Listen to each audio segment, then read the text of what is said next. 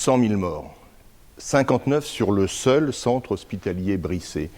Jamais depuis la grippe espagnole, après la Première Guerre mondiale, une épidémie n'avait fait autant de victimes. Et malheureusement, ce n'est pas terminé.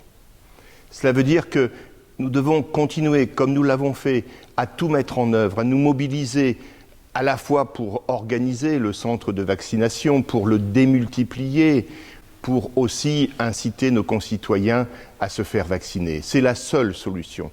Il n'y a pas d'autre alternative. Le budget municipal traduit cette volonté. Nous avons dépensé depuis le début de la pandémie 117 000 €. C'est le prix à payer, c'est le prix du service public.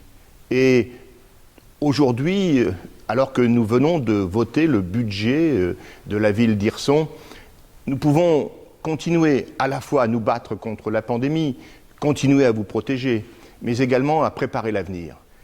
Avec 2 480 000 € d'excédent sur le seul exercice 2020, contre 1 500 000 € en 2019, les finances de la ville sont saines. Elles nous permettent justement à la fois de concilier la lutte contre la pandémie et puis de préparer l'avenir.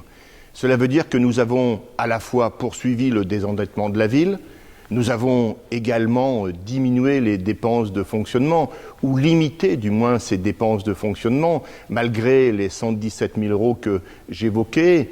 Depuis 2017, les dépenses de fonctionnement ont augmenté de 2 000 €. 2 000 € sur un total de 10 400 000 €. Et puis, nous avons, et c'est important, augmenté l'investissement. L'investissement, c'est du travail pour les salariés, pour les entreprises. L'investissement, c'est la modernisation des services, la modernisation de la cité.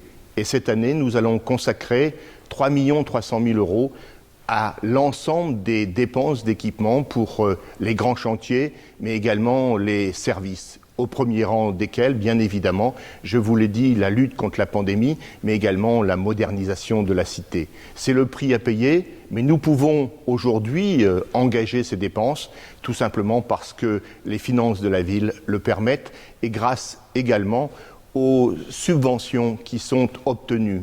Je me suis battu, c'est mon rôle, pour que ces subventions arrivent. Et en moyenne, chaque projet, chaque grand dossier a obtenu 50% de subventions. C'est également le prix de la solidarité, solidarité de la région, du département, de l'État, mais également solidarité de l'intercommunalité.